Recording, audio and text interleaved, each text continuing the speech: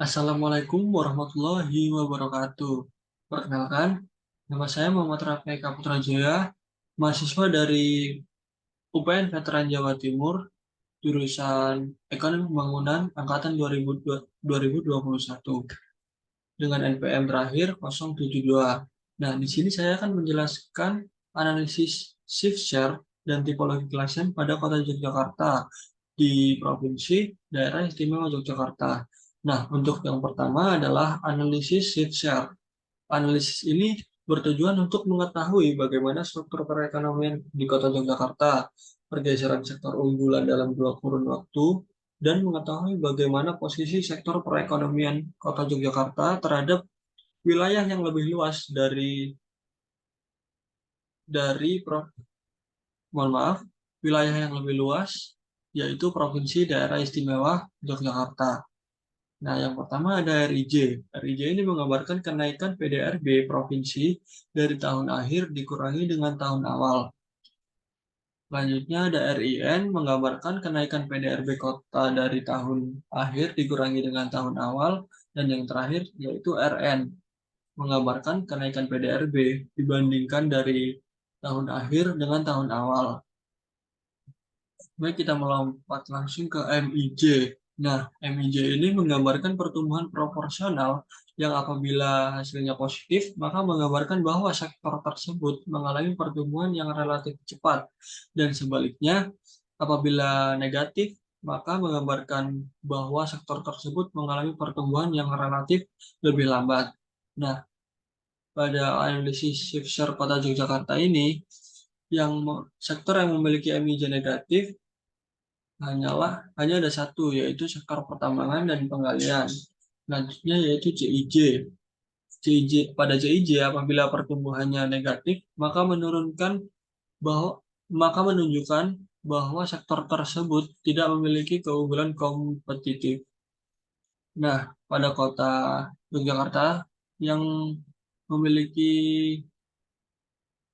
nilai CIJ yang positif ada beberapa sektor. Yang pertama pertambangan dan penggalian, yang kedua industri pengolahan, lalu ada sektor pengadaan air, lalu ada sektor konstruksi, sektor penyediaan akomodasi dan makan minum, sektor informasi dan komunikasi, sektor jasa keuangan dan asuransi, sektor jasa pendidikan, sektor jasa kesehatan dan kegiatan sosial, dan yang terakhir yaitu sektor jasa lainnya. Nah, yang terakhir ada DIJ. Apabila DIJ apabila pada DIJ memiliki hasil positif, maka menggambarkan bahwa sektor tersebut menunjukkan pergeseran bersihnya memiliki nilai yang positif. Nah, pada Kota Yogyakarta ini, kebetulan seluruh sektornya memiliki nilai DIJ yang positif. Nah, ini artinya di Kota Yogyakarta ini seluruh sektornya eh, mempengaruhi kemajuan pada pendapatan Kota Yogyakarta di Provinsi Daerah Istimewa Yogyakarta. Nah, selanjutnya yaitu analisis tipologi klasen. Analisis ini memiliki tujuan untuk mengetahui pola dan struktur pertumbuhan ekonomi masing-masing sektor.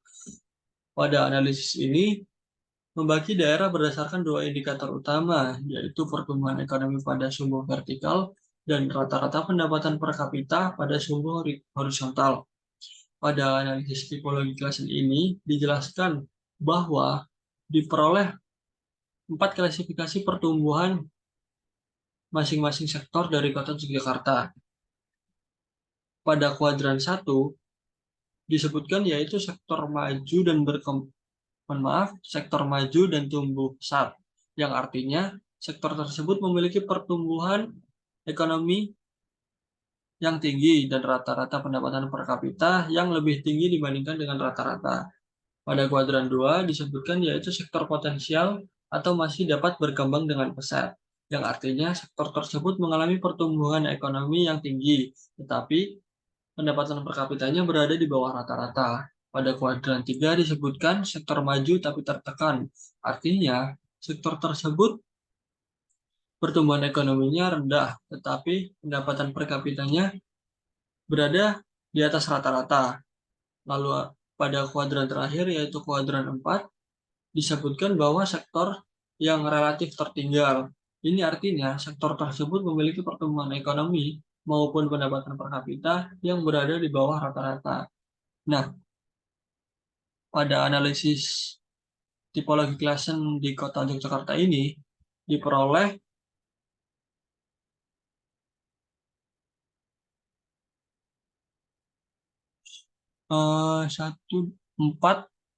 empat sektor yang berada di kuadran 1, yaitu pengadaan listrik dan gas, lalu sektor real estate, lalu sektor jasa perusahaan, dan yang terakhir sektor administrasi pemerintahan.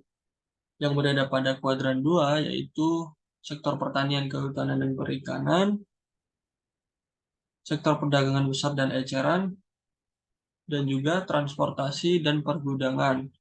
Nah, pada kuadran ketiga ada industri pengolahan, lalu sektor pengadaan air, lalu sektor penyediaan akomodasi dan makan minum, lalu ada sektor informasi dan komunikasi, lalu ada sektor jasa keuangan dan asuransi, sektor pendidikan, sektor jasa kesehatan dan sosial, dan yang terakhir sektor jasa lainnya. Nah, untuk yang terakhir, pada kuadran keempat, ada sektor pertambangan dan penggalian, dan juga sektor konstruksi. Nah, dengan hasil tersebut, maka beberapa sektor itu masih harus diperhatikan secara khusus oleh pemerintahan agar bisa mendapatkan dana yang lebih untuk menunjang sektor-sektor yang relatif tertinggal di Kota Yogyakarta. Baik, mungkin itu saja yang dapat saya sampaikan pada analisis tipologi Klassen dan Shifter di Kota Yogyakarta.